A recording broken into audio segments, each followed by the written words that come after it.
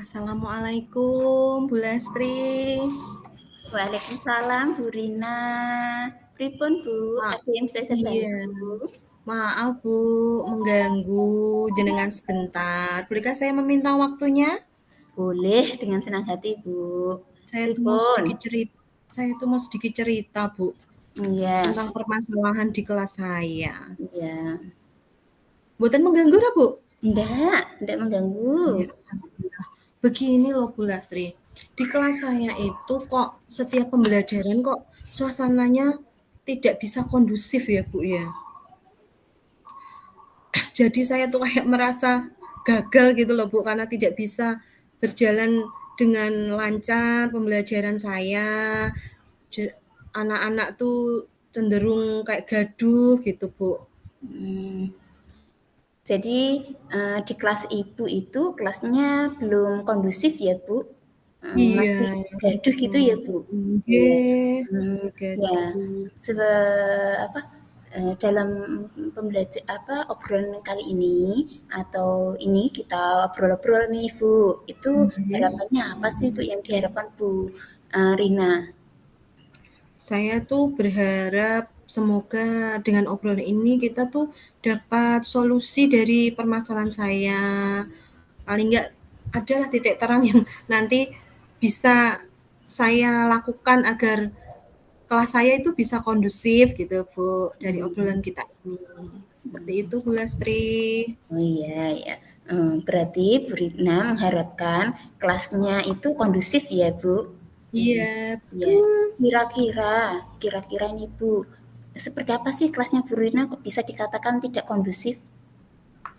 Begini loh Bu, di kelas saya itu muridnya ada 13. Hmm. Dan dari 13 anak itu ada satu anak itu yang sulit sekali ya. Yo, bukan sulit sekali sih, tapi mungkin saya belum menemukan solusinya. Kenapa sih nih anak tuh nggak bisa tenang kalau di kelas, nggak bisa kayak temannya yang lain. Dia tuh lari ke sana, lari ke sini, mengganggu temannya, mencubit temannya sampai temannya tuh nangis. Jadi kelas jadi ambiar gitu loh Bu, kayaknya tuh nggak bisa yang tenang, nggak bisa yang berjalan lancar. Mesti setiap hari itu ada yang nangis karena ulahnya Mas Wildan tadi Bu. Jadi Hmm. saya tuh pengen kira-kira apa ya yang harus saya lakukan membuat anak ini tuh bisa mengikuti pelajaran tanpa mengganggu temannya gitu loh Bu. Hmm. Kira-kira Bu, untuk Hmm? apa sih kok bisa sampai segitunya kelas Ibu tidak kondusif atau anak-anaknya itu lari-lari atau tadi ada yang jahil itu. Kira-kira sebabnya apa ya Bu? Kok bisa seperti itu? Mungkin karena memang pembelajaran saya ya Ibu ya. Mungkin salah satu kelemahan saya dalam memodifikasi model pembelajaran yang saya lakukan. Saya itu biasanya memang karena saya kelas 1 ya Bu, saya Ya. itu melakukan banyak yang banyak yang itu belum berpusat pada murid ya Bu. Ini seperti ini, berpusat pada murid, tapi saya itu lebih cenderung berpusat kepada anak yang belum bisa.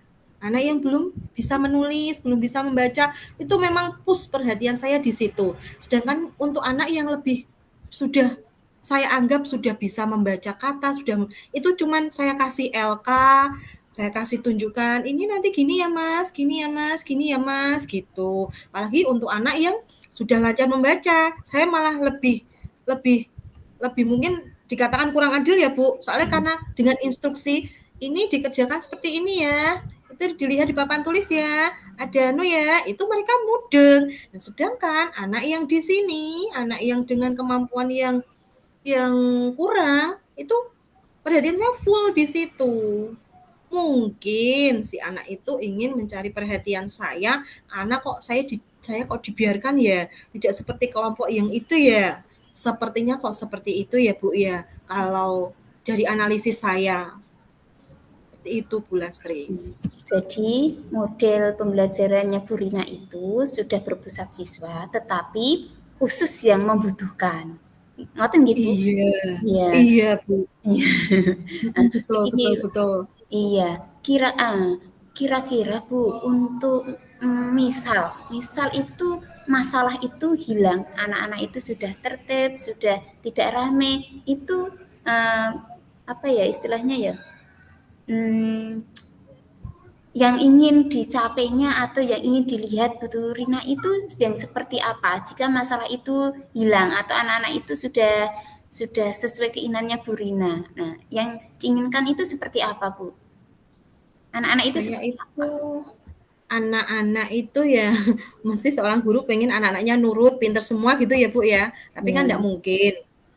Paling enggak saya itu kepingin kelas yang kondusif, tenang, tidak saling mengganggu, ya tidak menutup kemungkinan karena memang di kelas 1 anak harus anteng duduk di kursinya masing-masing, tentunya nggak mungkin. Itu sama sekali mustahil ya, Bu, ya.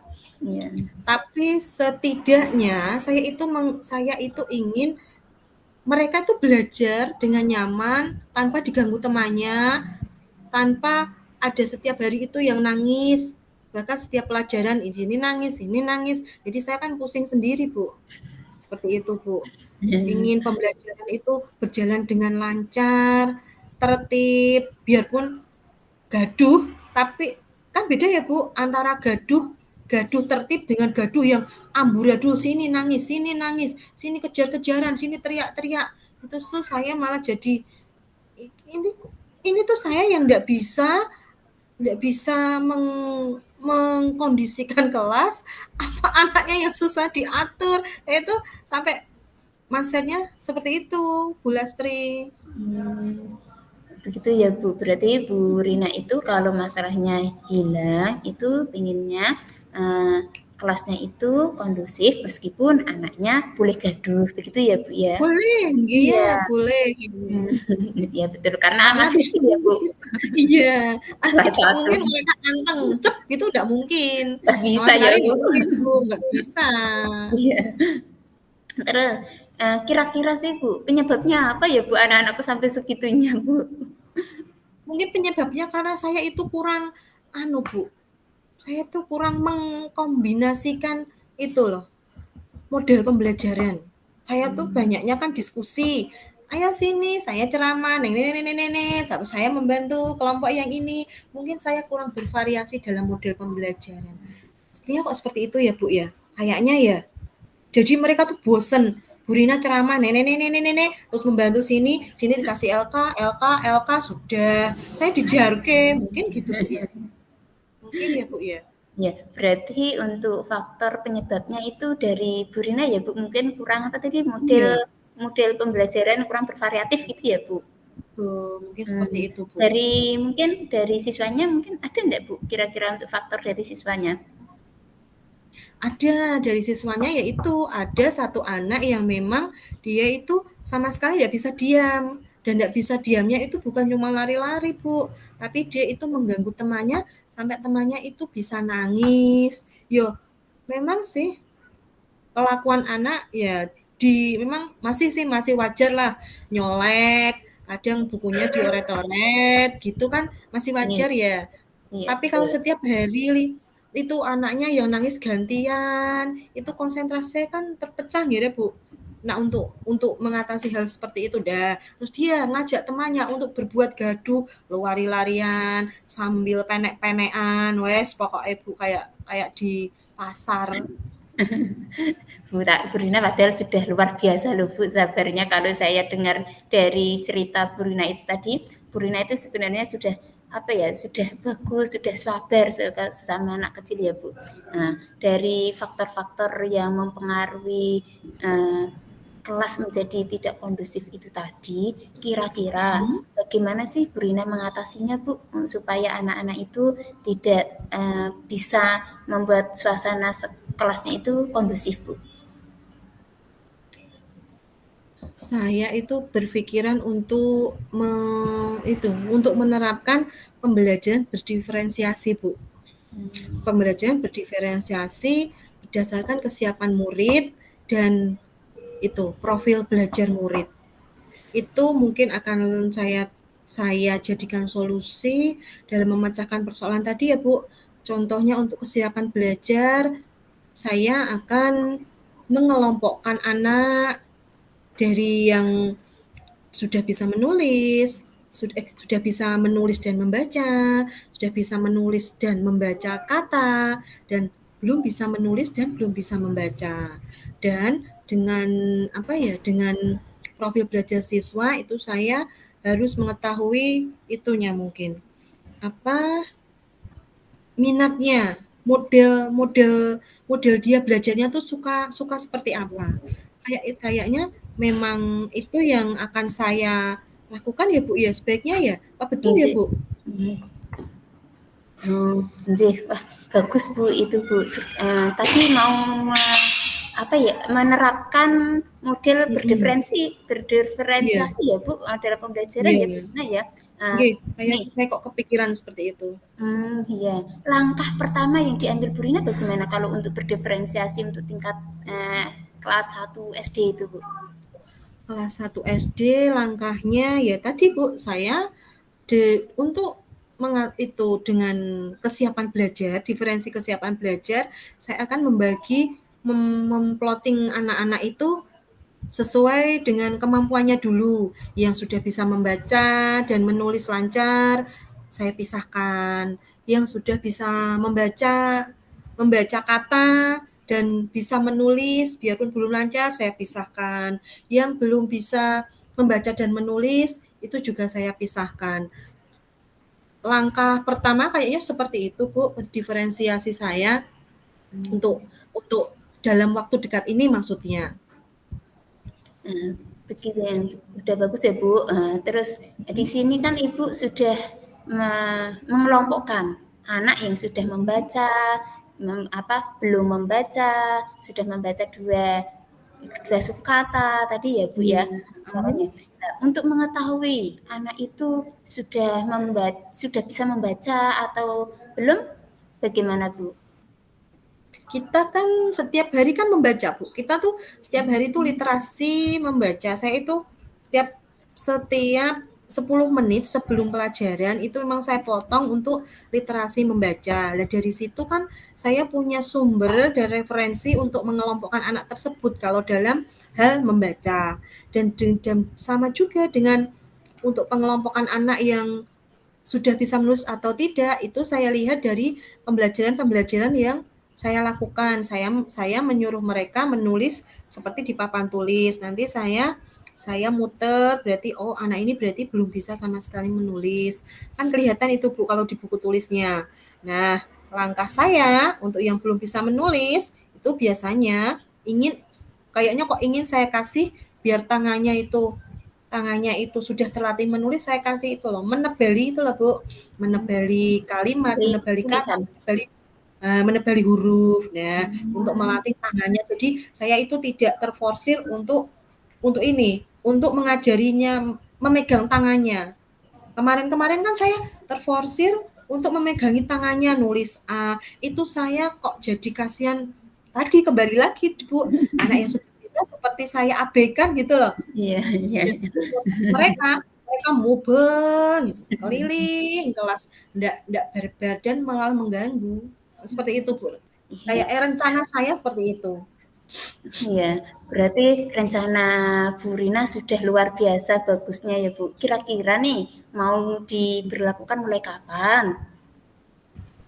Insya Allah setelah coach ini, saya ingin mempraktekannya besok, Bu, langsung. Langsung. Coba saya saya itu, saya implementasikan ide-ide yang tadi saya utarakan ke jenengan ya Bu, itu Iya. semoga saja bisa terlaksana dan akan saya lakukan secepatnya, paling cepat besok. Hmm, ya.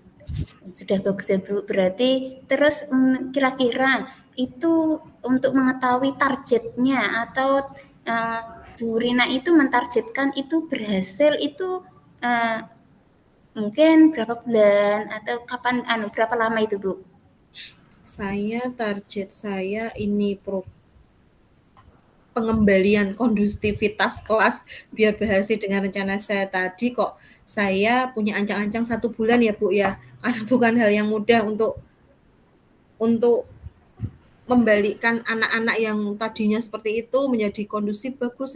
Saya targetnya 1 bulan Bu, insya Allah bisa terlaksana, bisa terwujud dengan baik apa yang tadi saya sampaikan, apa yang tadi menjadi pemikiran saya.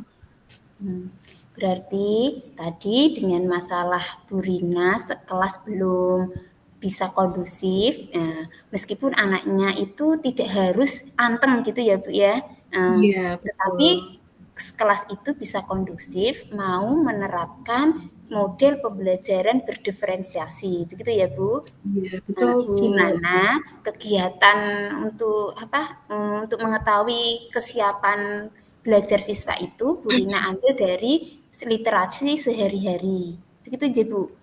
Iya, betul. Nah, mudah-mudahan Bu Rina mulai besok betul mau Iya, menerapkan? betul. Iya, Insya Allah mulai iya, besok. saya dorong, saya setuju Bu, semangat selalu. Mudah-mudahan Bu Rina besok bisa langsung menerapkan dan berhasil membuat kondisi kelas Bu Rina itu kondusif sesuai yang diinginkan Bu Rina tadi. Begitu ya Bu ya? Iya.